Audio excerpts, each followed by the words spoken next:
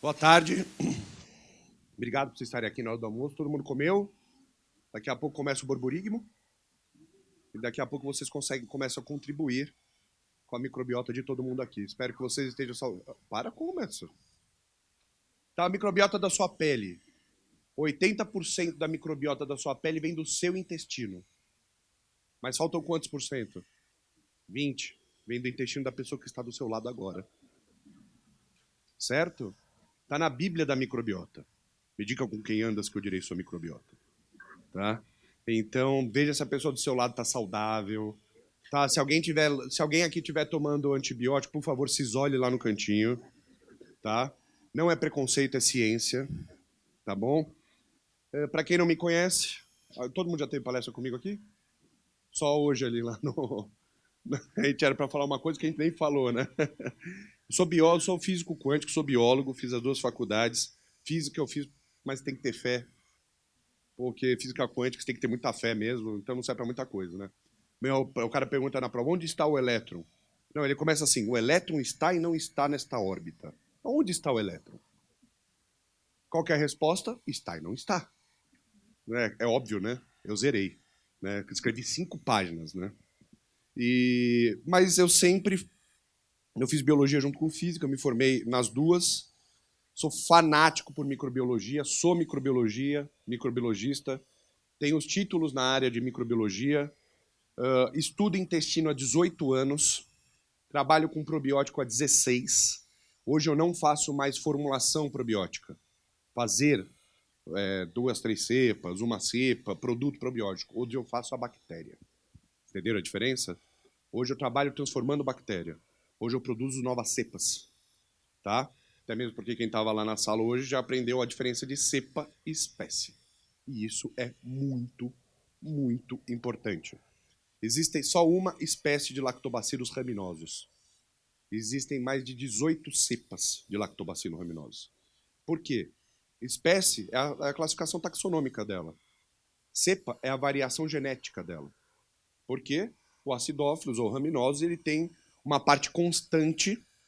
O que difere um raminose de um acidófilos? A parte constante do DNA. A parte constante do DNA do acidófilos é diferente do raminose. Então são duas espécies diferentes, certo? Depois dessa parte constante do DNA, existe uma parte super variável. E essa parte super variável faz o quê? As cepas. Então existe uma grande diferença entre cepa e espécie. Quando vocês são visitados pela farmácia de manipulação, não, vocês são a farmácia de manipulação, né? Quem aqui é farmácia de manipulação? Pô. Quando vocês são visitados pelo fornecedor, o fornecedor chega para vocês e fala assim, olha, lactobacillus raminosus faz bem para criança. Aí o que você vai perguntar agora? Mas esse artigo que você está me mostrando é feito com a sua cepa? Entenderam o que eu falei aqui? Por quê? Ele vai falar, não, é feito com lactobacillus raminosus, é tudo igual. Artigo científico exige que você coloque a cepa. Você nunca vai ver um artigo científico que vai estar escrito só lactobacillus acidófilos. Vai estar escrito lactobacillus acidófilos NCFM, lactobacillus acidófilos LA14, lactobacillus acidófilos VSL3. No laudo não, mas deveria vir, é obrigatório por lei, tá? Exijam isso de quem vende para vocês. Eles não sabem, mas deveriam saber. Como que eu compro alguma coisa que eu não sei? Isso é um absurdo. Se isso acontecer na Purifarma, vocês me falam que eu vou lá socar todo mundo. Tá bom? Tô falando isso é para vocês exigirem todo mundo, inclusive da Purifarma. Tá? A cepa, toda fábrica que se preze, aliás, por lei, uma fábrica no mundo que faz probiótico, ela obrigatoriamente tem que pegar a bactéria dela e depositar num depósito de bactérias. Vocês já ouviram falar disso? A TCC? American Type Culture Collection. Por que eu tenho que depositar ali? Porque a gente está falando de microbiologia. Microbiologia pode acabar com o mundo. Peste negra, não é verdade? Peste bubônica, tuberculoses. Então, você tem que pegar a sua bactéria segura, você tem que depositar isso num banco de bactérias que fica congelado, para que se acontecer algum problema, você tenha a bactéria original. Então, todo mundo tem que ter sua cepa, porque a sua cepa é a descrição genética da sua bactéria. Toda empresa no mundo que faz probiótico e todo probiótico que chega no Brasil tem a sua cepa. Tá? E cepa é feito, estudo científico é feito em cima da cepa. A gente sabe que essas bactérias, lactobacillus acidófilos, por exemplo, todas as cepas de acidófilos têm o mesmo efeito metabólico.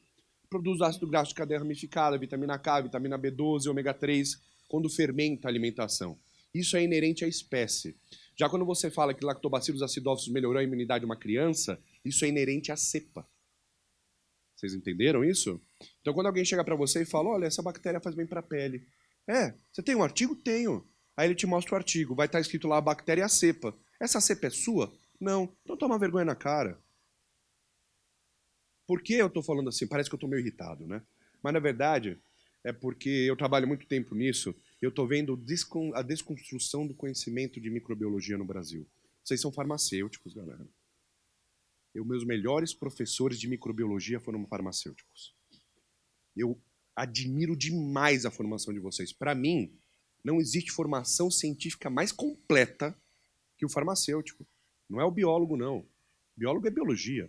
Vocês têm física, química e biologia. Vocês têm tudo isso, inclusive bioquímica, fisiologia do metabolismo intermediário, interrelações metabólicas, farmacodinâmica. Cara, vocês manjam muito. Não, vocês manjam muito de ciência, mas às vezes não manjam muito de negócio. Vocês querem saber por quê? Vocês acreditam em quem vende o produto para vocês? Eu vou acreditar no vendedor? Eu vou buscar saber o conhecimento quando eu vou comprar um carro. Porque o vendedor sempre vai falar que o carro dele é melhor. Só que quando eu procuro na internet para ter uma noção do que o carro, eu sei que aquele cara não é tão melhor e o vendedor está empurrando. Certo? Então, é uma pena que o fornecedor da matéria-prima cheguem para vocês e façam isso. Tu pergunta para eles quantas o UFC tem programa. Que é isso? Nossa, aí piorou. Aí piorou. Você fala assim... Quantos bombons vem nessa caixa? Quantos que é pra ter? Quantos que é pra ser? Eu digo, não, tu me diz, né? Ao contrário. É lógico, mas aí que tá. Tem que exigir, pra gente melhorar a qualidade do conhecimento de probiótico no Brasil, aí tem que exigir dos fornecedores mais respeito. Ah, eu não sei qual que é a minha cepa, então eu não vou comprar. Vou comprar de quem fala qual é a cepa. Quem é o primeiro a falar a cepa ganha, pronto. Certo? Quanto tem de UFC? Não sei. Ah, então também, eu vou te pagar. Quanto você vai me pagar? Não sei. Depende, não é? Não sei, quanto você quer que eu te pague? Eu não sei. Se você me der algumas cepas aí, eu penso. Por favor, né? Nunca acreditem nisso, tá? Isso vale para todos os fornecedores, inclusive a Purifarma. Só para deixar isso claro, tá bom?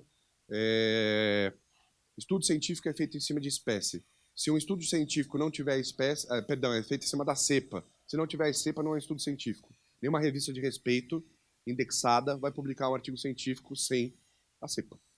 Por que eu tenho que ter a cepa? Porque eu preciso repetir esse resultado desse artigo científico no mundo inteiro. Então eu tenho que usar a mesma cepa para fazer isso. Vocês entenderam? Tá? Então é isso que a gente estava falando de cepa espécie. Os probióticos que chegam aqui no Brasil, de todos os fornecedores, são muito bons. Muito bons mesmo, tá? Que a gente não vai falar mal de fornecedor nenhum e eu vou falar bem. Vou falar a diferença, na verdade, do que acontece, por exemplo, no Lab 2 Pro. O Lab 2 Pro é bactéria de 4ª geração, é a única no Brasil. Não é a única no mundo, mas é a única no Brasil. Aqui vocês estão trabalhando normalmente com bactéria de 3ª geração, que é o que a gente chama de bactéria liofilizada. Certo? É ótima, elas são muito boas. Todas são muito boas. A diferença do Lab 2 Pro é que abre um leque de coisa que você pode fazer, além de a gente garantir a integridade da bactéria. Tá? Quando chegar mais para falar de Lab 2 Pro, eu falo. Quando eu puder enquadrar ele, tá? Eu acho que a palestra ela tem que ser mais científica e menos comercial, porque senão a gente perde credibilidade. O Deep Link, que o Luiz desenvolveu, ele colocou a bactéria no pó, mas também chegou a colocar a bactéria na bala? Só no pó? Coloquei no pó porque a base do pirulito vai aquece até 110 120 graus. Lab 2 Pro, ele aguenta um pico de aquecimento de 70. Vocês já ouviram falar de bactéria que pode aquecer? Não, só o Lab 2 Pro. Ele aguenta um pico de 70, 110 não, aí você já calcina a bactéria. E ele aguenta um pico de 70 graus por coisa de 10 a 15 minutos. Ele aguenta 50 graus por 2 anos. Certo? E aí colocou no pó. Agora à tarde lá, eles vão ensinar no stand da Purifarma a fazer batom probiótico. Precisa aquecer. Por que batom probiótico?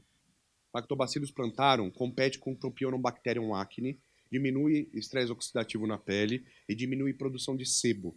Isso quer dizer que Lactobacillus plantarum diminui acne. Você passa na boca, ele cresce no rosto. Ah, mas você fez isso com que cepa? Com a nossa. Entenderam? Por isso que a gente está lançando, ensinando vocês a fazer o batom probiótico. Batom probiótico diminui acne. Só Lab 2 Pro dá para fazer isso. Bala, goma, comprimido, só Lab 2 Pro dá para fazer isso. Mas a tecnologia do Lab 2 Pro é mais legal para outra coisa, tá? O fato de ser dupla revestida faz com que a bactéria que está lá dentro não entre em contato de forma alguma com a atmosfera. Ela está protegida por 2 camadas de polipeptídeo e 2 camadas de polissacarídeo. Essa bactéria você pode chutar, xingar, deixar fora da geladeira que ela sempre vai crescer. Mas o mais legal dela é a seguinte: eu tenho que garantir que a minha bactéria seja liberada no lugar certo para que ela se multiplique. Tudo bem até aí? Eu tenho que garantir que a minha bifidobactéria vai chegar no intestino grosso. Por quê? Bifidobactéria, qual que é a natureza metabólica dela? Anaeróbica. Qual que é o ambiente anaeróbico no nosso corpo? Intestino grosso. Delgado é microaerófilo, começo do delgado é aeróbico. Uma bactéria anaeróbica restrita vai nascer no microaerófilo? Vai nascer no aeróbico? Não, o oxigênio é tóxico, não é? Onde ela vai nascer? No intestino grosso. Que está a quantos metros da boca? 8. Certo? Aí você toma a bactéria, libera no duodeno e por peristaltismo ela tem que chegar no intestino grosso. Nesse tempo que demora para ela chegar no intestino grosso, ela já foi removida parte dela com bolo fecal. O bolo fecal vem e arrasta ela. Parte dela se mistura com fluido luminal. Então quer dizer que eu vou perdendo a bactéria até chegar no intestino grosso, vocês entenderam? Normalmente quando a gente trabalha com bactéria anaeróbica, a gente tem que sobredosar, quando é de terceira geração. E quarta geração? Eu não tenho que me preocupar. A bactéria está lá dentro, bem no núcleo. E são 4 camadas, certo? A primeira camada abre no estômago, a segunda no duodeno, a terceira no ilho, a quarta no jejuno. Eu libero a bactéria só no intestino grosso. Aí a microaerófila que tem que nascer antes, eu pego a bactéria e coloco uma camada para cima. E a aeróbica, que tem que nascer antes ainda, eu pego e coloco 2 camadas para cima. Eu garanto que eu libero a bactéria no ambiente dela. Aí vocês vão começar a trabalhar com o Lab 2 Pro, vão ligar para a Purifarm e falar: meu produto, seu produto tá ruim, tá dando gases. Não, ele tá vivo. Se não dá gases, você tá dando bactéria morta. Por quê? Você deu 1 bilhão de bactérias para o seu paciente. Certo? 1 bilhão. Esse 1 bilhão começa a fermentar. Qual que é o resultado final da fermentação? Gás ou álcool. A gente não vai te dar bactéria que faz álcool. Não para vocês, a gente usa, mas não vocês. Certo? Gás, certo? Normalmente CO2. Tá. Bactéria começou a germinar e se multiplicar. Vai dar gases. Não é para dar gases de repensar o relacionamento, sabe? Gases que ácido sulfuroso. Gases mal cheirosos não é probiótico. Gases mal cheirosos são bactérias proteolíticas. Proteobactérias, que é péssimo, cancerígeno, é péssimo, tá? Então, quando você toma probiótico, depois de 15 a 20 dias, você tem que ter um aumento de borborigmo, que nem gases é o aumento do barulho intestinal. Ou pode dar até um pouquinho de gases, mas nada de distensão abdominal. Pô, doutora, o que está acontecendo? Está acontecendo que as bactérias estão se multiplicando. Pô, mas eu já dei probiótico para um monte de gente que não deu nada. Estava morto. Ah, mas melhorou na imunidade. Fez efeito paraprobiótico, não fez efeito probiótico. Fez efeito paraprobiótico. Certo? Tem que aumentar o borborigmo. Entenderam isso? Se não aumentar o borborigmo, ela não está se multiplicando e nem está fermentando. Para que serve um probiótico que não fermenta? Nada. Entenderam isso? Tá? Não é que tem que gerar reclamação. Muita gente vai sentir o borborigmo ou vai sentir um pouquinho do aumento dos gases e nem vai ligar. Porque ou ele estava pior antes, né? Ou ele vai falar, não, isso parece normal. Agora, aqueles que ligarem e falar, é porque os bichinhos começaram a se multiplicar. Tem um monte de gente que vai ficar apavorado, né? Um monte de bichinho dentro de mim. Ele nem sabe que 30% do cocô dele é bactéria. Já pesaram cocô? Ah, vocês já. É verdade, normalmente eu dou aula para nutricionista e médico que nunca viu cocô na vida, né? Vocês já, né? Vocês fizeram Parasito, Hoffmann Posijoner, Fausticol, não é? Vocês pegavam cocô, faziam um shake de cocô, depois tomava. Ah, não, né? Isso a gente faz transplante fecal. Vocês acham estranho, né, comer cocô? Eu também acho, né? O pessoal fala, você é burro ou come cocô? Você é idiota ou come cocô? Agora você tem que pensar 2 vezes em perguntar isso, né? Porra, eu fiz transplante fecal. Eu não sou idiota, mas comi cocô. Né? O melhor transplante fecal que tem é via oral, tá? É feito por sonda. Graças a Deus, né? Na Alemanha, a gente faz uma cápsula de 2 gramas de cocô, siliconada, que você toma. Tá? Fica tranquila, lá no doneiro. Imagina, abre no estômago e você solta um arroto. Aí você não sabe de onde veio. Por onde saiu? Por cima ou por baixo, né? Então, por que via oral é melhor? Porque o nosso ambiente é aeróbico, microaerófilo e anaeróbico. Se eu colocar via retal, eu só vou estar no ambiente aeróbico. Todas as bactérias anaeróbicas, todas as bactérias aeróbicas não vão fazer efeito. Então eu tenho que tomar via oral para eu colonizar de ponta a ponta. Certo? Isso é comer cocô, não deixa de ser, né? É uma ingestão forçada, se você for ver. Eu já fiz em mim na Alemanha, porque eu tenho alguns probióticos no Brasil. Vocês conhecem, probiótico da Vitafora e tudo mais. Invictus também, FQM, né? Probiótico acabado. Mas a Anvisa aqui, por ser um órgão extremamente competente, eu não consigo muito entender a Anvisa, porque ela é muito competente, eu não. Então eu não consigo fazer muito probiótico aqui no Brasil. Mas na Europa eu tenho 300 e poucos probióticos, produtos, não cepas. Tá? Estados Unidos na Garden of Life também. E na Alemanha eu trabalhei por 18 anos, trabalho ainda, né? Com diagnóstico intestinal. Hoje eu formo mestrandos e doutorandos na área, eu sou orientador.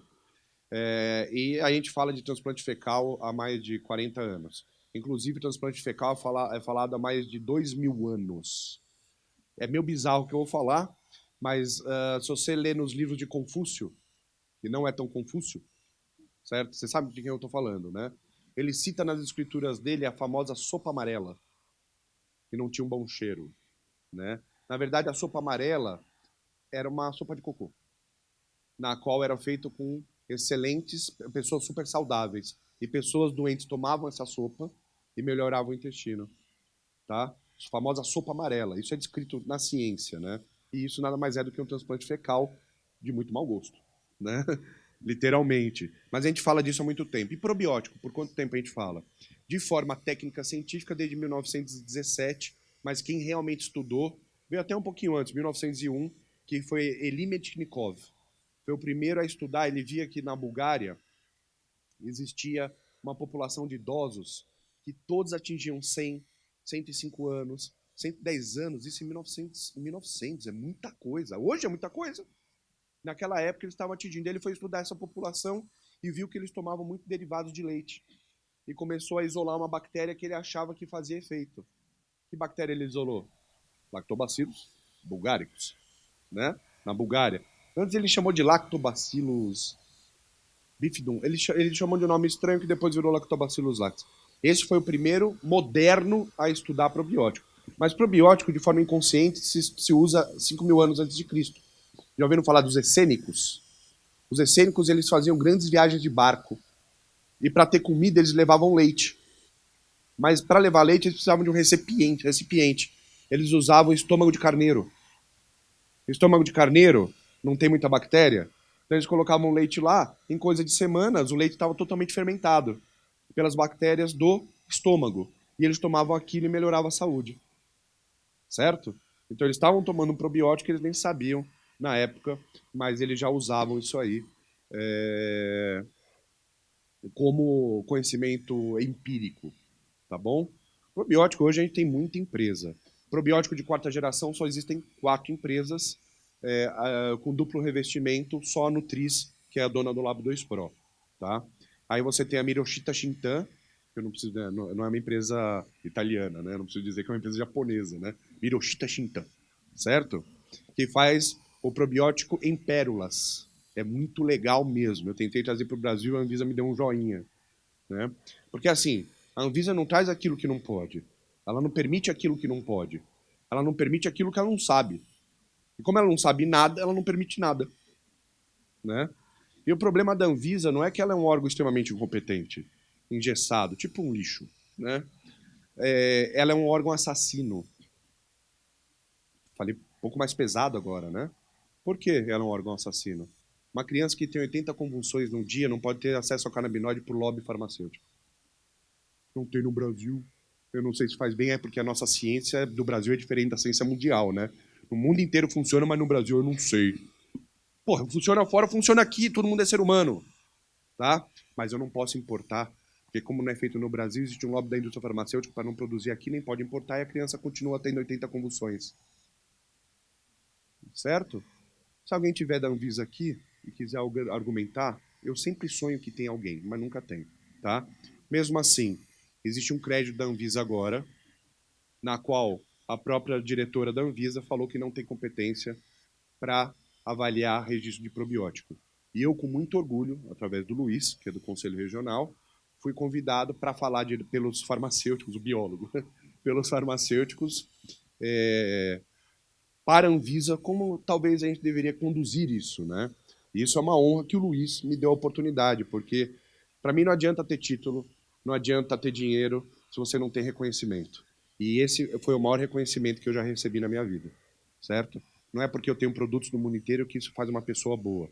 Não é porque o cara é um bom palestrante que ele entende. Tome cuidado com o que vocês estão vendo aí. A gente não está vendo palestra, a gente está vendo show. Né? Show não ensina ninguém, show vem de produto. Enquanto isso, o seu paciente se ferra. Tá?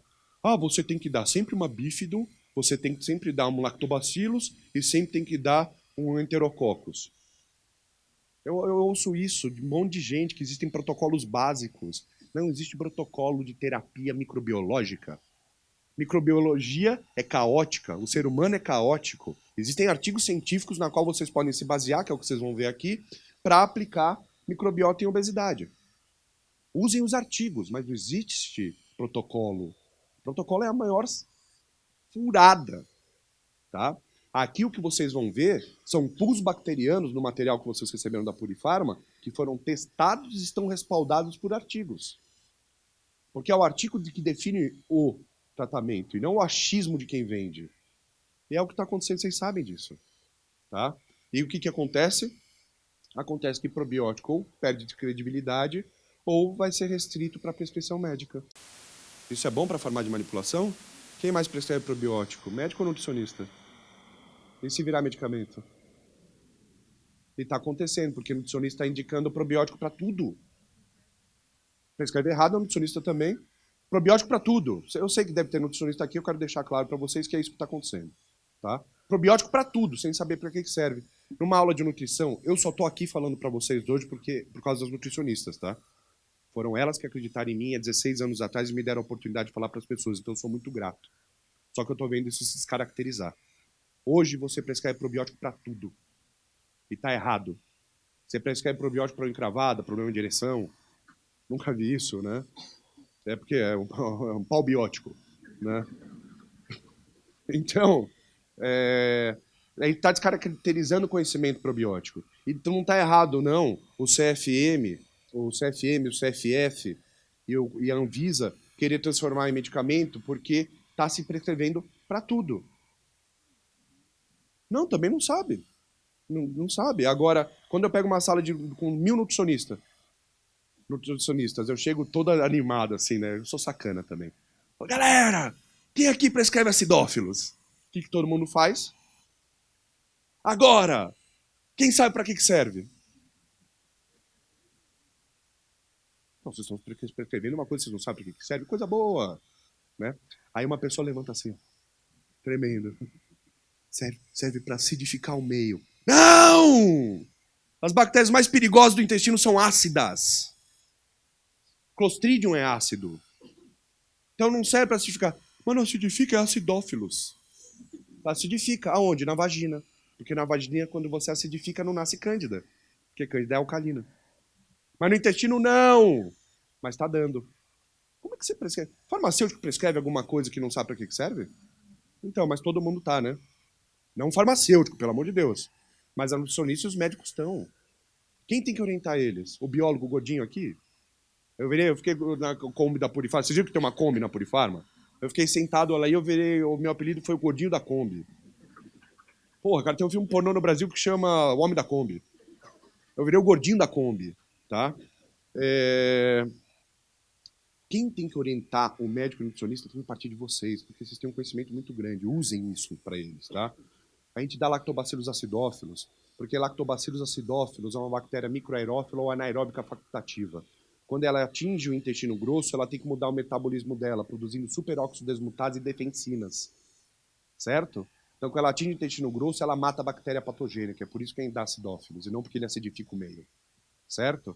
Ah, mas então eu quero entender de microbiologia intestinal e eu quero entender de terapias microbiológicas, pré-bióticos, probióticos, paraprobióticos e partículas microbianas. Tudo bem? O que eu tenho que estudar? Microbiologia? Vocês querem dominar a probiótico terapia? Estudem microbiologia. Vocês são microbiologistas. O biólogo estuda microbiologia para outra coisa. Vocês estudam microbiologia para valer, vocês sabem disso. Então vocês já estão um passo à frente de todo mundo. Mas se eu puder indicar um livro para vocês lerem no banheiro, melhor lugar para estudar, ninguém quer entrar. Né? Primeiro assim, você compra o Strayer, o Leninger, o Guyton, aí você vai ter um negócio desse tamanho, não vai? Coloca no chão e põe o pé em cima para evacuar. Tá? Porque a gente tem que evacuar com o pé para cima, vocês sabem disso, né? Melhora muito. Quem nunca viu vai ter uma vida nova agora, né, de evacuar. Você faz força para evacuar. Quando você faz isso, sai sozinho. Pô, nem tem graça. Né? Não faz barulho. Né? Porque o legal é a trilha sonora. Mas, pega o Microbiologia de Brock. Leia esse livro de ponta a ponta que vocês vão entender de microbiota. Mas o livro fala de microbiota? Não, nem cita. Microbiologia de Brock. Mas como que eu vou entender de microbiota se o livro não fala de microbiota? Porque é um livro de microbiologia. Se entender de microbiologia, você entende de microbiota. Tá?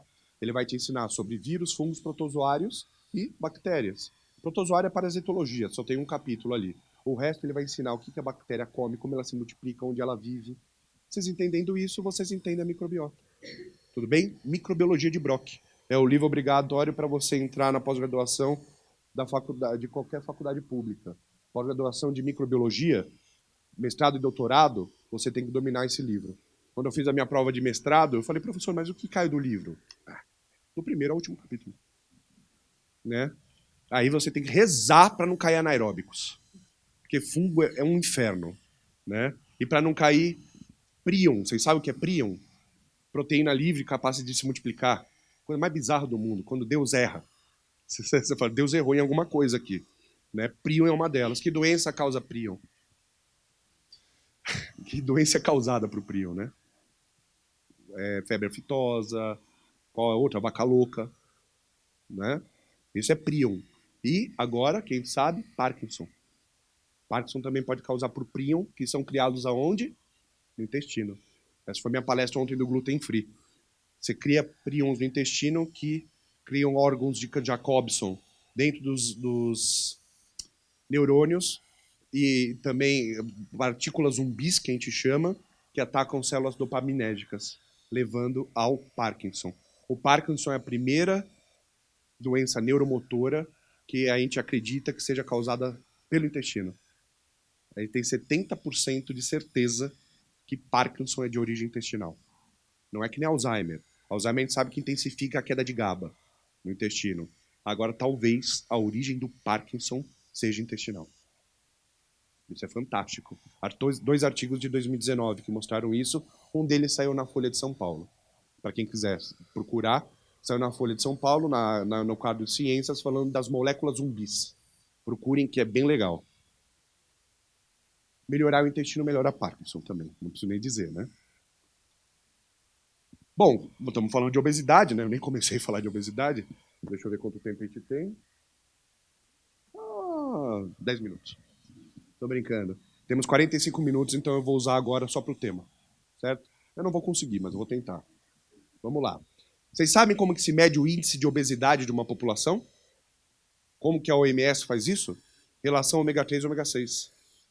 Certo? Que da alimentação. Porque ômega 3 é bom, ômega 6 é de obesidade. Se vocês olharem aqui na Noruega, tá ao contrário isso aqui, tá? Na Noruega, a gente tem um índice de 3:1, eu troquei. 3 de ômega 3 para 1 de ômega 6. Faz sentido, né? Na Noruega se come muito peixe frio, de origem fria, então tem muito ômega 3. Só que é um índice extremamente saudável, tá? Na Alemanha, a gente também tem um índice saudável que é 1:3. 1 de ômega 3 para 1 de ômega 6. Carne de porco, né? Mas é uma carne... Vocês já viram a carne de porco da Alemanha? 0 de gordura, que é javali. Inclusive não é um javali, a gente chama de javazila, que é javali com Godzilla. E o javali chega a ter 1,5 toneladas.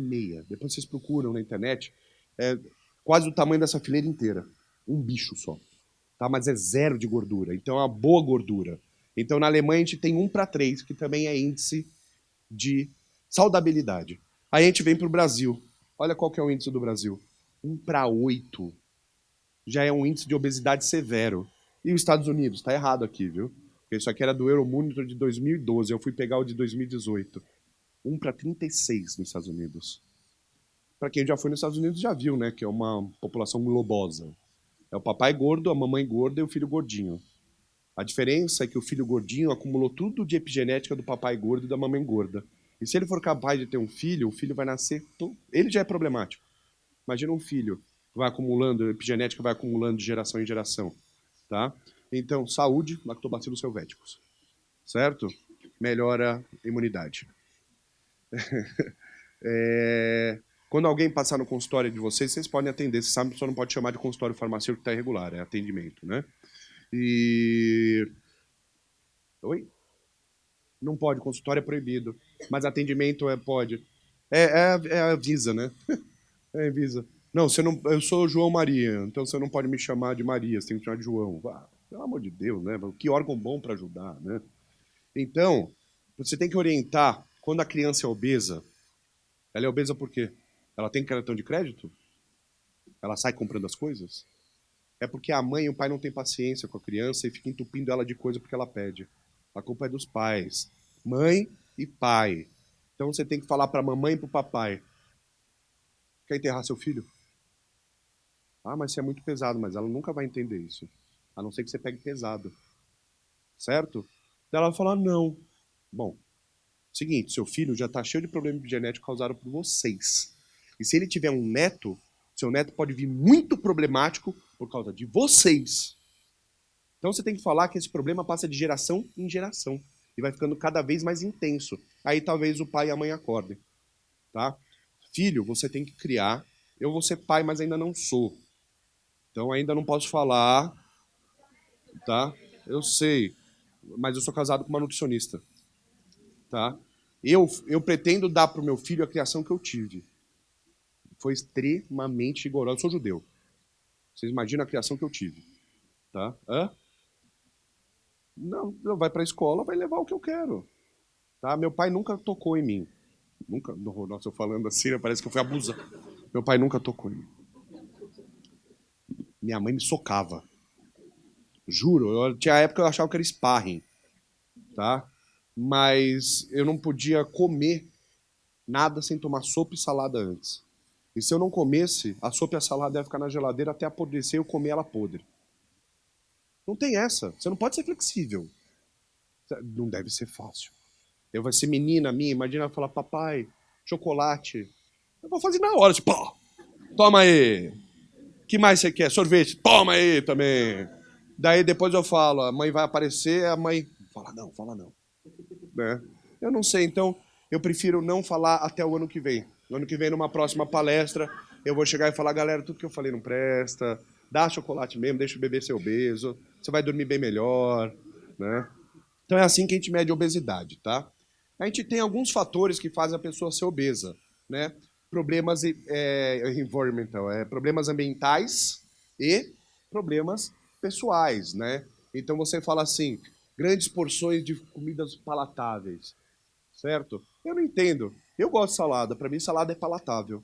Eu gosto de arroz, feijão, carne. Aí tem que tomar cuidado com a mistura no Brasil, vocês sabem que é mistura, né? Não existe comida sem mistura. Por isso que o Brasil tem um problema intestinal grave de excesso de proteína.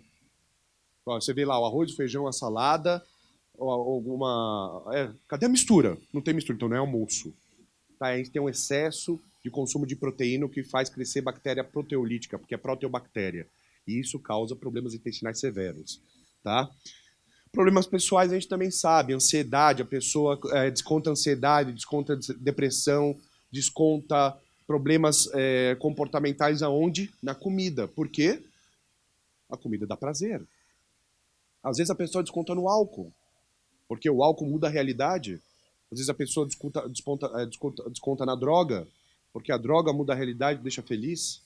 Então, muitos obesos são obesos porque são ansiosos. Até mesmo por isso, que dentro da classificação internacional de doenças, que chama CID, não é? Obesidade é classificado como uma doença comportamental. certo? Como é que você trata o obeso? Dando autoestima para ele, mostrando que ele vai conseguir. Ele não tem mais autoestima, ninguém quer emagrecer mais que o obeso. Só que ele tem um problema comportamental. Ele precisa do seu suporte. Ele precisa que alguém acredite nele. Porque ele já não acredita mais. Certo? Ele precisa de autoestima. Você vai conseguir, vai dar certo, você vai emagrecer. E dessa forma, o obeso começa a ter autoestima e começa a andar por si mesmo. Mas até lá você tem que ter o suporte para ele. Obeso você trata aqui antes de tratar o resto. Porque é uma doença comportamental. Ele precisa da ajuda de vocês. Tá bom? Não é uma fraqueza, obesidade. Não é fraqueza, depressão. É doença. E tem que ser tratada como doença. Muita gente não procura ajuda quando tem depressão porque acha que é uma fraqueza. E não é. É falta hormonal. É doença e tem que ser tratada. Certo? Passem isso para o paciente. Porque muito paciente é deprimido e não tem autoestima, se acha mal. Meu querido, você está doente. Na mesma coisa que uma pessoa quebra a perna, você quebrou o seu eixo de cognição, o seu eixo de comportamental. Certo? É doença. Trate como tal. Você sabe que a pessoa se sente bem melhor quando ela acha que está doente e não é fraqueza. Obesidade também. Você está obeso, meu querido. Isso é uma síndrome. Você tem um problema comportamental, você tem um problema intestinal severo, obesidade leva a uma desbiose muito perigosa. A obesidade, vamos deixar claro para vocês, toda doença gera uma desbiose referente a essa doença. Entenderam isso? A desbiose da doença é tão específica, mas tão específica que não vai demorar 5 anos para a gente pegar, colocar uma haste nas fezes, pegar essa haste, colocar num líquido e depois colocar para fazer a metagenômica, certo? E a gente vai descobrir que doença a pessoa tem. Vocês entenderam o que eu quis dizer? A gente vai descobrir a doença pela microbiota, porque para vocês terem uma noção de como é específico, uma pessoa com diabetes tipo 2 tem uma microbiota.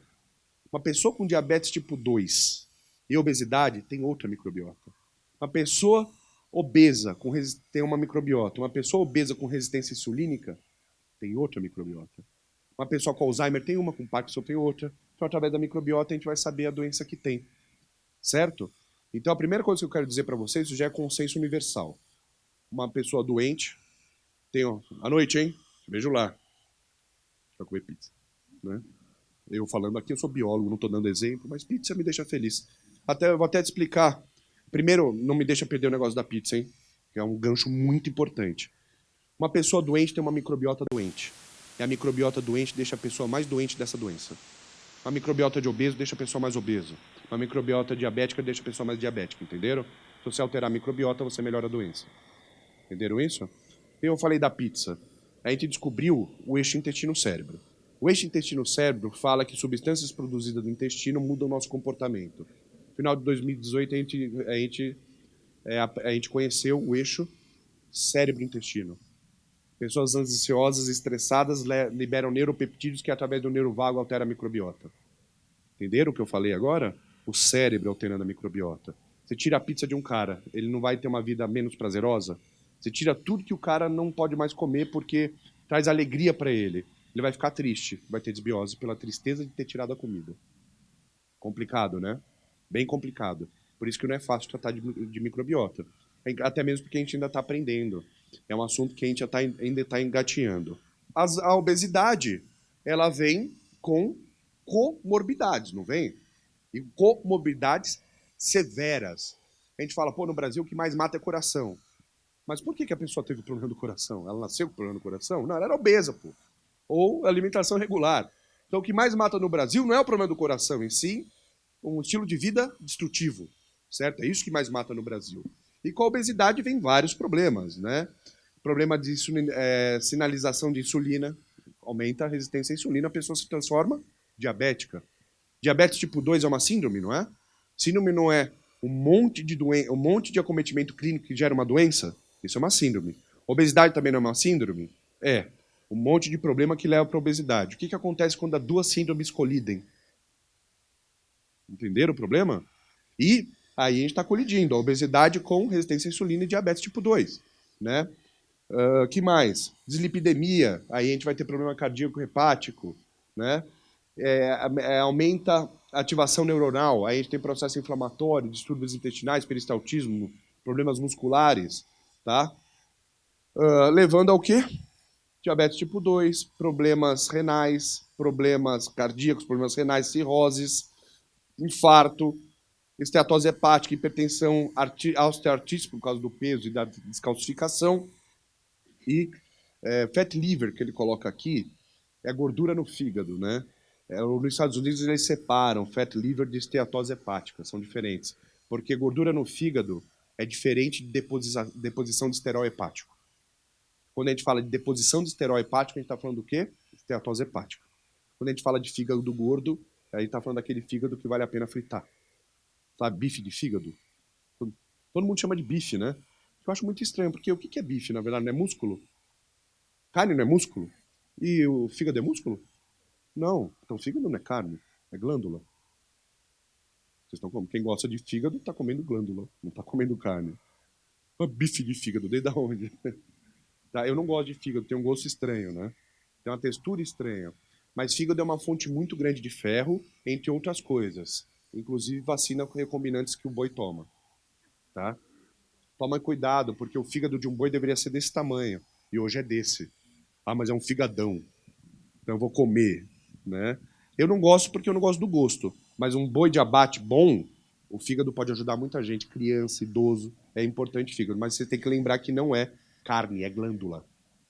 Tá? Vamos comer uma tireoide. Vamos comer um timo. O que você acha hoje? Um churrasco de timo. Né? Microbiota e obesidade. Olha só que loucura. Aqui a gente tem uma metagenômica. Vocês estão vendo que a maior concentração é de quem? Firmicutes. Firmicutes tem bactérias boas. Mas o excesso de firmicutes carrega também bactérias proteolíticas. Então é péssimo. A gente devia ter ali de 20 a 30% de firmicutes. Olha como que é o obeso. 60% de firmicute. Ele tem uma desbiose extremamente destrutiva, porque a desbiose causada por bactéria proteolítica é extremamente destrutiva. Certo? Estou mostrando aqui a metagenômica só para mostrar para vocês que doenças específicas causam microbiotas específicas. No caso desse, a obesidade, levando a um crescimento absurdo de firmicutes. Se você diminuir firmicutes com o uso de probióticos ou com o uso de fibras solúveis, você certamente vai melhorar o quadro da obesidade. Tá? Aqui, mostrando a desbiose, por exemplo, que acontece no obeso. Né? O obeso começa a produzir mais. A microbiota de uma pessoa obesa, quando aumenta a firmicutes, vocês estão vendo? Firmicutes bacteroidetes. Vocês sabem o que é infecção nosocomial? Infecção hospitalar. Só que a gente usa o termo técnico científico que é infecção nosocomial. Vocês sabem qual que é a bactéria que mais mata no hospital? Muita gente acha que é Escherichia coli. Não é bacteroidetes. Tá? Então o excesso dele não é bom. Mas a falta dele também não é, porque o bacteroidetes estimula o seu sistema imunológico. Ele tem que estar lá, mas tem que estar baixo. O excesso de firmicutes, olha o que acontece, a gente produz mais lipopolissacarídeo. Lipopolissacarídeo tem afinidade com que receptor de membrana? Toll-like receptor número 4. O Toll-like receptor número 4, quando ativado, o que acontece? Processo inflamatório. Então, uma pessoa que tem muito LPS, o LPS acaba caindo na circulação e indo para o fígado, que é o órgão mais rico em Toll-like receptor número 4. E quando você ativa o Toll-like receptor número 4 no fígado, você tem um processo, primeiro, de fibrose, cirrose e necrose. Fibrose, cirrose, né? Cirrose, você passa a serra, né? Fibrose, cirrose e necrose. E tudo isso porque você aumentou lipopolissacarídeo no intestino, porque a pessoa está obesa. Quando você aumenta as bactérias que produzem lipopolissacarídeo, você diminui as bactérias que produzem o quê? Ácido graxo de cadeia ramificada. Ou seja, você começa a ficar desnutrido. Tá? Tudo isso acontece com o obeso. Quando você produz muito LPS, LPS reage com uma zonulina, chamada zonulina tipo 1, que reage com ocludina, e quando reage com a ocludina, o que ele faz com as junções celulares? Abre. E aí a gente entra no estado de leaky gut, hiperpermeabilidade intestinal, certo? E aí começa a cair muito mais LPS na circulação. Ou seja, piora mais ainda o quadro. Estão entendendo o estado do intestino, o estado global de um obeso? Porque além de ele ter um problema comportamental e alimentar, ele tem um problema gravíssimo intestinal que leva à inflamação sistêmica. Claro. Lipopolissacarídeo. Lipo A, lipo B, é isso? Não, vamos lá. A di- o que acontece? O obeso ele come muito de tudo, né? Agora, quando você trabalha com produtos processados e refinados, a sua microbiota não faz a menor ideia do que fazer com isso. Então, a sua microbiota olha lá um cupcake, ela fala, o que diabos eu vou fazer com isso? Porque não é natural, não faz parte do alimento da bactéria. Então, muitas vezes, ou você transforma a bactéria, ou você gera bactérias novas para lidar com o alimento processado. Por isso que o alimento processado é muito ruim para a microbiota. Só que, quando a gente fala de LPS, é lipopolissacarídeo produzido por bactéria gram-negativa. Mas é uma coisa muito interessante. As bactérias do intestino diminuem a relação lipo-A e lipo-B, aumentando a LDL oxidável, o que leva a problema hepático e cardíaco. Tudo isso no obeso, certo? LDL não é ruim. Todo mundo sabe o que é LDL aqui? Low Density Lipids. Ah, mas eu odeio. Não, você odeia por quê? Você não gosta do LDL oxidável. E o LDL nativo, que é o LDLN? Ele é fundamental. No Brasil a gente mede? Não. No Brasil a gente só mede LDL. Mas o LDLN é muito importante. O oxidável é quando o LDL é muito grande, é uma subunidade muito grande, ele é passivo de oxidação. Aí é ruim, tá? Mas mesmo assim, no caso do obeso, ele piora todo o LDL. E isso é por uma descompensação de lipo-A e lipo-B. O glúten, o glúten, ele é ruim para quem tem problema com ele. Se você tiver uma intolerância, o que é intolerância ao glúten? Você não consegue metabolizar o glúten. E aí você manda glúten não metabolizado para o intestino, você começa a produzir uma pseudo-autoimune. Doença celíaca, todo mundo sabe que é doença autoimune, não tem o que fazer. Quando você produzir GG contra glúten, a gente chama isso de sensibilidade a glúten. E quando você não digere o glúten, é intolerância a glúten. E aí quando você manda o glúten que não foi processado pelo intestino, você começa a ter problemas muito severos, tá? Glúten, ele não é que nem o leite, porque o glúten faz parte da dieta do ser humano como sempre fez. A primeira domesticação que teve foi o trigo, tá? O leite é um problema. Para quem acha que existe intolerância à lactose, isso é só para quem é farmacêutico, médico e nutricionista. Para o biólogo não existe intolerância à lactose. Você sabe por quê? Porque é um processo natural. Enzima você produz e tem demanda, não é verdade? A bateria está acabando. Não é a minha. Tá? Você produz enzima sobre demanda, grande parte dela. O ser humano tem que tomar leite depois do adulto? Não, né? Então ele deveria produzir naturalmente lactase depois de adulto? Não, então é um processo natural. Faz sentido para vocês? Ah, mas cachorro toma leite depois de adulto. É porque você dá. Eu também tomo, porque me colocam um Todd. Vocês entendem? Então é antinatural você produzir lactase depois de adulto. Mas eu não tenho doença, eu não tenho intolerância à lactose e tenho certeza que um monte de gente aqui não tem, não é verdade? Mas por quê? Porque a gente continuou produzindo por indução, continuamos comendo, continuamos produzindo, mas muita gente não tem essa sorte. E aí o que acontece? A intolerância, tá? Mas seria natural você ter intolerância, porque você não teria por que produzir lactase depois que você sai da mama. Entenderam isso? Então, para o biólogo é natural. Não existe surpresa, né? Entenderam? Sobre a intolerância à lactose? Pode falar, isso aí não tá nada de errado, tá? Você sabe como que a gente chama animal, fora nós, né? Que a gente não é animal, né? A gente não é primata. A gente é algo de outro planeta. E é mesmo, porque tem cada ser humano. Como é que a gente chama, na biologia, animal mamífero que toma leite depois de adulto? Porque existe. Ser humano. Essa foi boa. A gente chama de abominação biológica. Abominação biológica. Tem um bichinho, chama chupim, que ele vive perto dos porquinhos. Aí o porquinho tá mamando, ele vai lá e expulsa um e mama no lugar. E ele faz isso até adulto, ele vive assim. Você olha assim, um porquinho, um porco espinho. Que diabos é isso? Com o que essa porca se relacionou? Né? O porco deve estar puto. Você fala assim, esse não é meu, porra. Né? Esse é o chupim. Aqui no Brasil tem chupim. Né? Isso a gente chama de abominação biológica. E olha o nome do bicho. Chupim. Tá? A gente é chupim. Outra coisa, né? A gente toma leite de vaca. Primeiro, a gente não toma leite. Essa coisa branca se vende no supermercado é 40% leite, 60% formal, urina de vaca, essas coisas. Tá? Porque a Anvisa fala que é leite. Você vai lá, pega assim, vê a senhorinha lendo leite, ingredientes. Porra, leite tinha que ser leite. Não, mas tem lá. Ou você levanta o rabo da vaca e tá lá, informação nutricional. Né? Porra, nem leite é isso aí. Eu não sou contra o cara que vive no Nordeste, não tem dinheiro, mas tem a vaquinha. Porra, é uma das melhores fontes de proteínas que tem. Isso é 0,2 ou é 20? É, tudo bem. Deus. Não, é porque eu sei o que eu tenho que dar aqui para outro. Mas a gente tá com tempo, 20 minutos? Dá.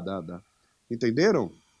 Então, isso não é leite. E você não pode privar uma pessoa que não tem dinheiro, mas tem uma vaquinha de tomar leite, porque é uma substância extremamente calórica, e proteica, e gordurosa. Que cor que é o leite quando sai da vaca? E esse branco é por quê? Isso a gente chama de bleached, não é? Clarificação, que é feito com soda cáustica. É. Você pode pegar o leite e lavar o chão, que é melhor do que cloro. Né? Pô, leite desentupiu minha pia. É, porque é diabo verde. Só que é o diabo branco. Certo? Eu não tomo leite desde que eu parei de mamar. Eu mamei até 2 anos, mamava em pé. Né? E porque eu gostava de mamar o leite. Não me compliquem. Mas, depois disso, eu nunca mais tomei leite.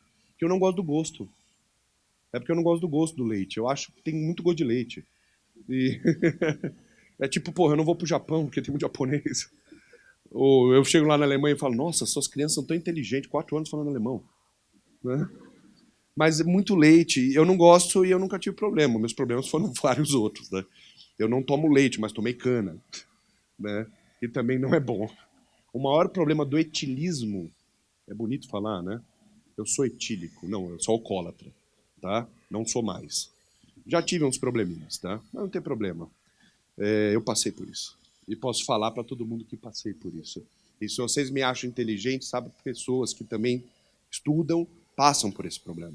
Então eu dou palestras sobre isso que eu passei para médicos. Aí o cara vem falar, eu não sou alcoólatra, mas uso heroína. Eu falei, putz, vamos voltar para o alcoolismo, né? O problema do alcoolismo é que você causa hiperpermeabilidade intestinal na hora. O álcool não desidrata a célula. Quando ele desidrata a célula, ele separa uma da outra. E aí começa a cair muito LPS na circulação, que vai para o fígado e leva a cirrose. Certo? Mas é um problema bem pior, porque o álcool é permitido e ele não é que nem o cigarro. O álcool denigre. Né? Ele acaba com a família. O cigarro só acaba com a família quando o fumante morre de câncer. E acaba com o bolso do Brasil também. Mas o alcoolismo mata as pessoas na rua, atropelada, acaba com a família, é um problema comportamental, tá? É doença. Então, quando vocês tiverem alguém na família que fala assim, não sou alcoólatra, tomo 3 cervejas por dia. Pô, você não é alcoólatra. Tá? Então você toma por quê? Porque muda a sua realidade, tá bom? Não sejam preconceituosos. Daqui a gente vai abrir uma cerveja. Eu não tenho problema com álcool. Tô 2 horas sem beber. Não tô. Eu bebi. Não, tô brincando. Mas tô louco pra acabar logo, eu tô há muito tempo sem beber. Eu bebo de vez em quando agora, fiquei quase 4 anos sem beber. Mas, pô, aí você vai na Purifarma, tá lá, Puribar. A vida é muito tentadora, cara. Eu tenho um grande amigo que fala assim, tudo que é gostoso mata. Né? Bom, mas mesmo se não for gostoso, vai morrer do mesmo jeito. Né? Basta você respirar pra oxidar. Então sempre que você faz assim, ó, um pouco de vida foi embora. Aí você faz assim de novo. Oxidei minhas células. Envelheci. Celulite. Tô broxa. Porra. Olha o que eu falei pra vocês aqui, ó. No obeso, produz muito LPS e o LPS vai lá no fígado. Olha lá o que ele ativa. Toll-like receptor número 4. Ele leva o processo inflamatório. Mas faz só isso? Não. O LPS ele também consegue fazer 2 coisas. Ativar um gene chamado SRBP1, que leva ao quê? Esteatose hepática. Quando você ativa esses genes, você começa a ter deposição de esterol hepático, esteatose hepática. E não sei se já ouviram falar do CHRBP.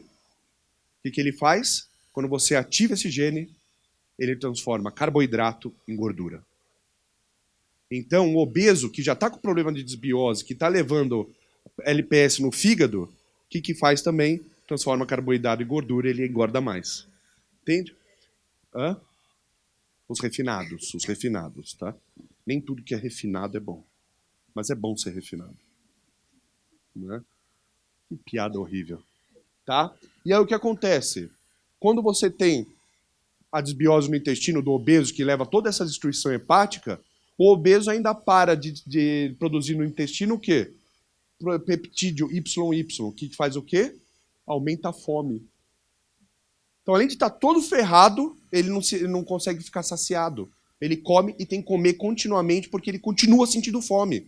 Porque o intestino não está liberando neurotransmissor para ele parar de comer. Olha o caos que acontece. E o que acontece se você tratar a cabeça e o intestino? Você tira ele desse quadro. Tá? Não existe mais tratar doença sem tratar intestino. Isso já é diretriz médica. Vou tratar Alzheimer, intestino. Vou tratar Parkinson, intestino. Vou tratar coração, intestino. Vou tratar osso, intestino. Sempre que você melhora o intestino, você melhora tudo. Tá? A outra coisa, vocês estão vendo aquela primeira em cima do peptídeo YY? GLP-1. Ou seja, o obeso está ganhando peso, perdendo o fígado, come mais e ainda acontece o quê? Vira diabético. Porque quando cai GLP-1, diminui a sensibilidade à insulina. Viram o caos que acontece? Vocês acham que a gente tem que tratar o intestino do obeso?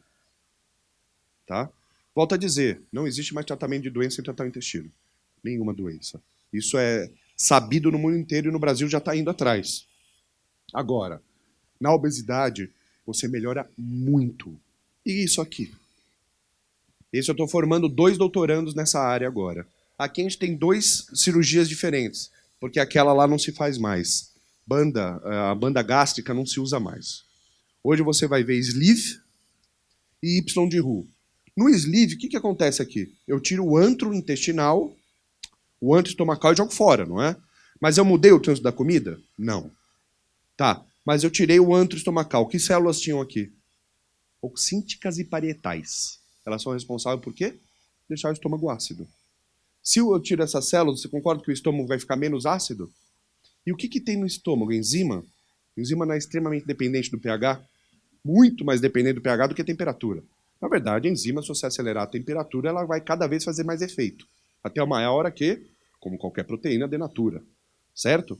A enzima, se você baixar a temperatura, ela perde o efeito. Até uma hora que ela entra em a cinética estática. Ela não tem mais efeito dentro de uma reação química. Mas ela ainda faz efeito. Se você mudar o pH, a enzima não faz efeito nenhum. Se você aumentar o pH do estômago porque você tirou as células que deixam ácido, o que acontece? As enzimas param de fazer efeito. O que você vai dar para esse paciente bariátrico? É enzima. Vai fazer efeito? Não. Você abaixou o pH para elas fazerem efeito? Não. Então, você vai dar enzima com o quê? Betaína. Betaína não deixa o estômago ácido. Cloridrato de betaína, as enzimas vão fazer efeito. Mas o que você pode? Você pode se associar a uma nutricionista. Vocês entram com a enzima digestiva e ela entra com a dieta ácida. E aí a sua enzima vai fazer efeito e o paciente que fez sleeve vai se dar super bem. E vai parecer realmente que ele não teve problema e nem fez a cirurgia. Antes? Porque você fica regurgitando que não tem espaço, né? E aí você também causa dumping também, né? Daí ele vai indicando o quê? Omeprazol. Inibidor de bomba de próton. É ótimo. Aí o estômago fica menos ácido ainda. Né? É muito inteligente. E pior, né? Bom, isso aí, vocês me desculpem, mas o médico continua indicando, mas ele nem lê jornal, né? Não lê nem jornal científico e nem lê jornal que sai todo dia. Na Folha de São Paulo, em 2017, saiu uma falando o tomar inibidor de bomba de prótons faz mal. Foi capa da ciência. É porque eles não sabem quem não...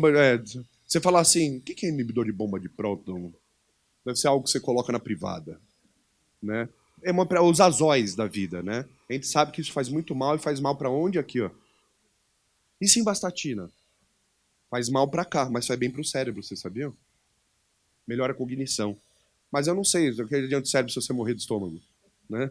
Tem coisa melhor, ou se tem. Tem um monte de coisa. A dose vocês sabem mais de dose do que eu. Pode ter certeza. Todo dia. Não é que não existe. Existem as enzimas, não existe o pH ácido. Então você com cloridrato de betaína diminui o pH, fazendo com que as enzimas... Você pode usar a dose usual. E as enzimas digestivas você dá junto. E aí as enzimas vão fazer efeito porque o pH desceu. Agora, uma nutricionista pode fazer uma dieta ácida. E isso vai ajudar bastante o efeito das enzimas. Mas põe a betaína também. O cloridrato de betaína. E esse aqui? Esse é o Y de Roux, não é? Vocês estão vendo a comida? Ó? A comida vem pelo estômago e aí vem no pequeno estômago. Eu peguei o estômago e cortei ele aqui, não cortei? Costurei. Aí eu peguei quem? O jejuno, cortei o jejuno, né? E liguei ele ali. Ou seja, a comida vai do estômago para o jejuno. Ela não passa no duodeno, onde a gente absorve aminoácidos e vitaminas lipossolúveis. Aonde, por sinal, tá aqui, ó. Vocês estão vendo o estômago excluso? Ele leva o duodeno e a alça bilipancreática, certo? Passa a comida por aqui? Não. Mas eu não preciso dos sais biliares, dos ácidos biliares para emulsificar a gordura para poder absorver? Mas a comida passa por ali? Não. Eu associo esses sais biliares, ácidos biliares? Não. Como é que fica comprometido a minha absorção de substâncias lipossolúvel? Quanto que um bariátrico precisa tomar de vitamina D? B12, D, tudo, vitamina A na forma de retinol, quanto? Pergunta, eu sou membro da Associação Brasileira de Cirurgia Bariátrica e Metabólica, eu fui convidado e aceitei com muito orgulho. Sabe quanto o médico fala mais ou menos? Que o bariátrico precisaria ingerir de Centrum por dia para atingir a necessidade de vitamina que ele tem? 20 comprimidos por dose. Então, o paciente que fez o Y de Roux, é disso que eu estou falando, o Y de Roux, não deslive. O paciente que fez o Y de Roux, ele não emagrece só porque ele come pouco. Ele emagrece porque ele é desnutrido. Principalmente de aminoácidos. Só que o que acontece? Aí a pessoa vai lá, aminoácido, qual que é a fonte de aminoácido? Proteína. Aí vai lá e entope proteína. Só que ele digere a proteína? Não. Aí você começa a liberar no intestino proteína crua. Quem vai crescer?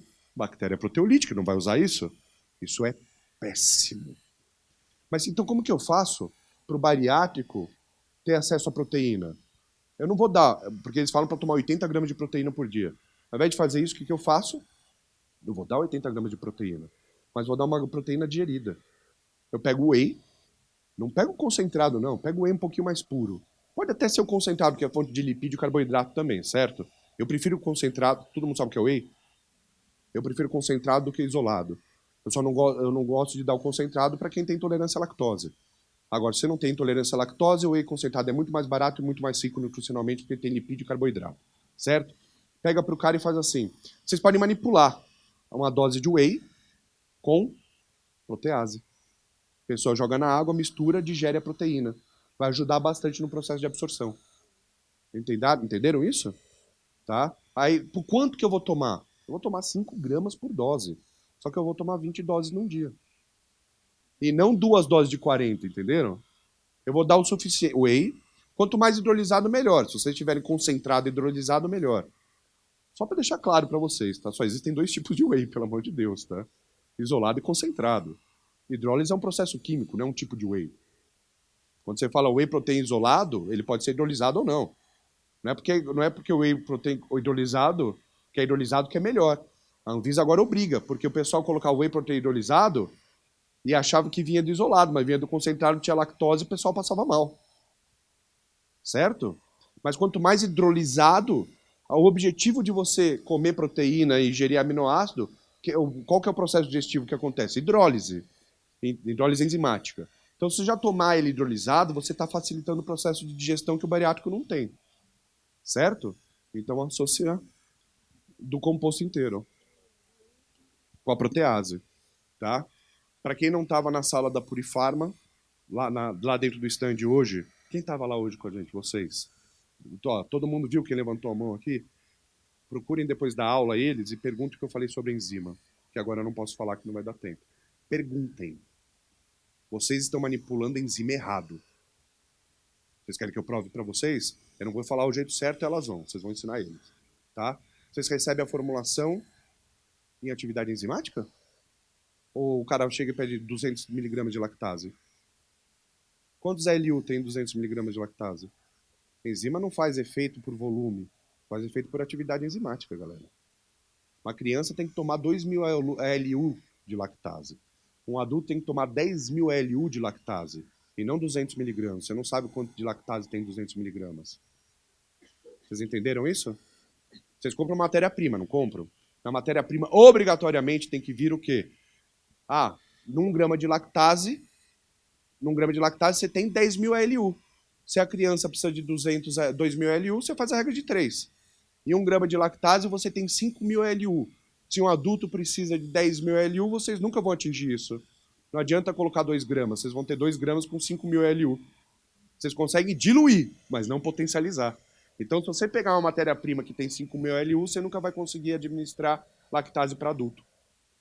Entenderam o problema? Ó, coloca 200 miligramas de protease, que legal. Quantos de papaina unit tem? Protease é feito por PU. Bromelaína é feita por DU. GDU, bromelaína. Então a gente precisa saber o quanto de atividade enzimática a gente tem que ter, e não volume. Tá?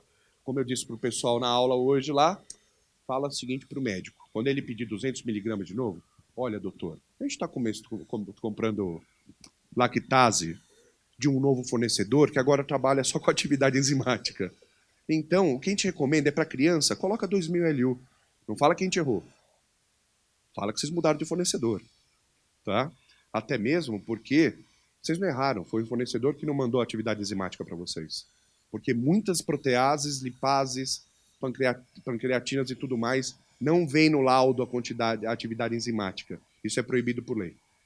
Tem que vir atividade enzimática e não volume, porque senão depois vocês não conseguem fazer a correção. Não me batam. Vocês querem saber um pum de enzimas? Um pum? O que eu falo pool de enzimas para vocês, certo, mas eu não tenho decor atividade enzimática, mas eu te falo o pool que é o melhor pool para bariátrico. Qual que é? Invertase digere amido complexo. Amilase digere amido simples. Então um já trabalhou para o outro, entenderam? Onde eu trabalhei aí? Digestão de amido. Agora vamos para a proteína?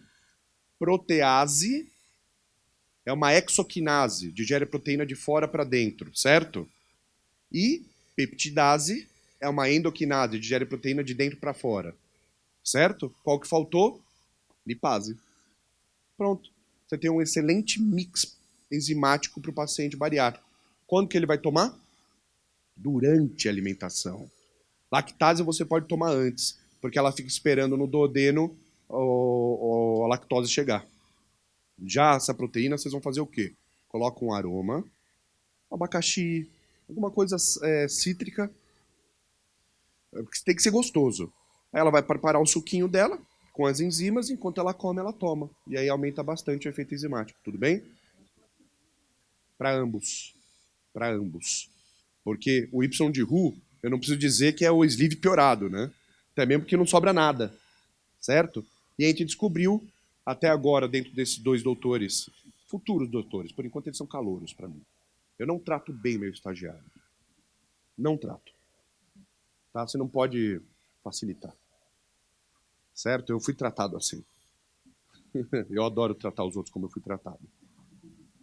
Não, você tem que ser rigoroso. Eu fui homenagear numa formação da Santa Casa de São Paulo, que o cara falou assim, ó, professor, a gente não sabe se a gente odeia mais do que a gente ama. Porque a gente realmente ama, mas a gente realmente odeia. Então a gente entra num complexo. Eu falei, bom, também não sei se eu gosto ou não gosto do que você falou, quando eu fui falar, né, porque eu fui professor homenageado. Então, eles já viram que o paciente de Y de Hu, que é o grande bypass, a gente já encontrou 13 bactérias que nunca foram achadas no ser humano. E a outra coisa que a gente sabe, que os ácidos e sais biliares sofrem desconjugação primária e não são utilizados para absorção de gordura. O que acontece? Os sais e ácidos biliares acabam levando a desbiose por bactéria firmicute, bactéria proteolítica, que vai aumentar toda aquela cadeia que eu falei para vocês, deixando ela mais obesa. Tenho 4 minutos, meu querido. Hã? Não. É o contrário. Não, o bypass ele é o de eleição.